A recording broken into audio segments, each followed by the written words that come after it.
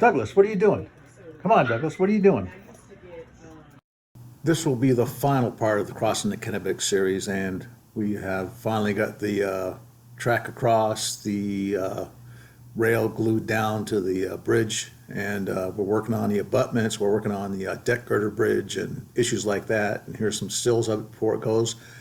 Here we have the track going across the through girder bridge, and I haven't cut it all in yet, but that'll be done by the time we get into the video. So this is one solid piece of track that goes all the way across the bridge. I did this so that I could maintain alignment all the way across the bridge.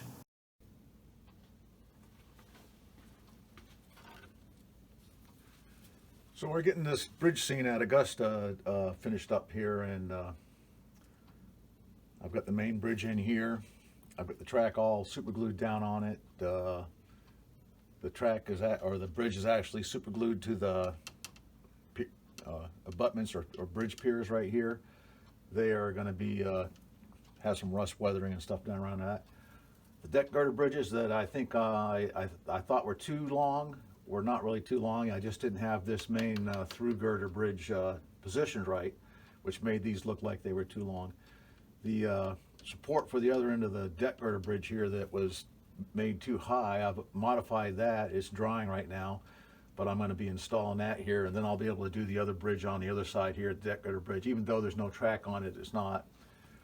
Another thing that I didn't realize when I was looking at this until I went and looked at some Google images is these deck girder bridges here, or through girder bridges, these are actually ballasted right up to this deck girder section. So this was all ballasted in here, so I'm going to have to do some fixing in here to get a seal, and then the ballast is just going to run all the way up to the edge of the bridge here, and it's all ballasted right now. Now, today, there's lots of grass and stuff growing there because obviously, you know, over the years, dust and everything settled, but, you know, it was a ballasted deck in here, not just a support deck like you'd normally think of.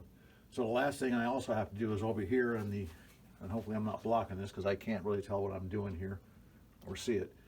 But what I'm going to do is I got to make this last connection from here, these two pieces of track here. It's cut a little bit long right now, but I haven't really connected together because I wanted to get these bridges all set in here, make sure the track is straight going all the way across here.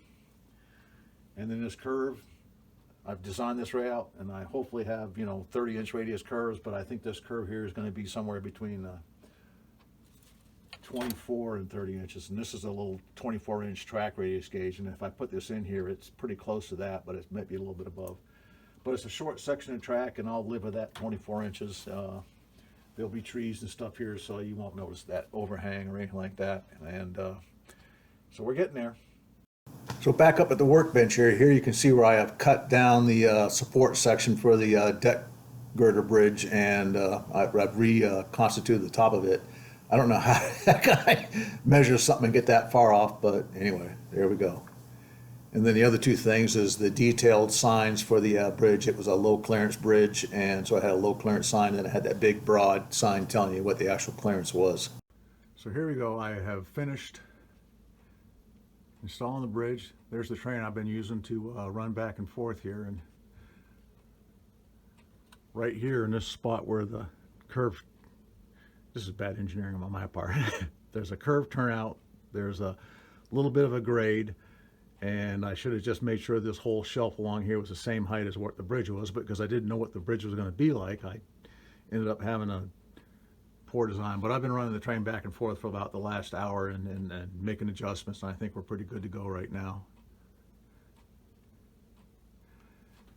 So what I'm going to do next is paint the rail brown, and the other thing I want to show you is I did put the 12-foot 6-inch sign and the caution sign on the bridge now, so that's all in.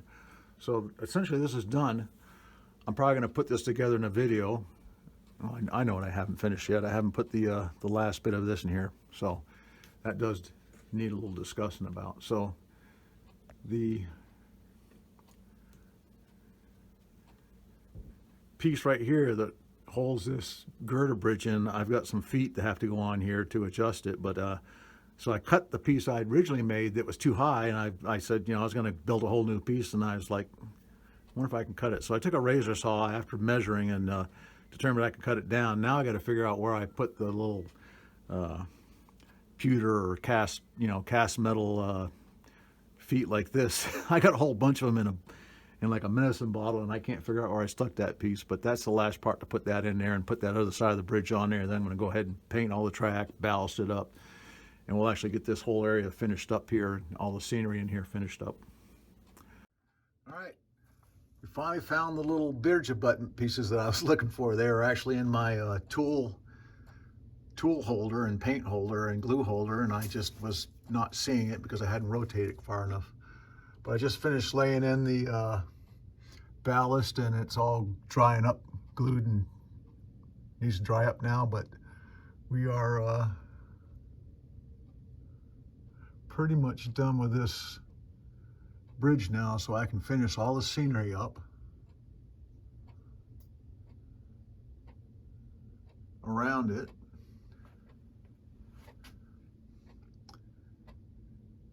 And I can run trains across it. I've already tested the track. I still need to cut the gaps in, and I still do need to power up the bridge itself, but I'm not going to worry about that at the moment. I want to try to get the scenery done here for upcoming ops. So there's a little portion here left that has to be done.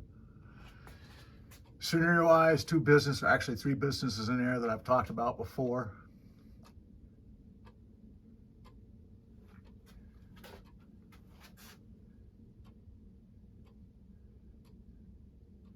And then finish up the Augustus downtown area here. A lot more work here than I realized. It's not like just like forested hills. They just take a lot of work building the trees, but once you get it all done, it goes pretty fast. These buildings take a lot of detail work, and I got the roads. I still got to put curbs along the streets. So that's that foam core board that I put up there, and I need to build the curbs in. There's the sidewalk, so the sidewalk will continue over here, but I need the sidewalk curbs. And then obviously do the road oily staining and stuff like that.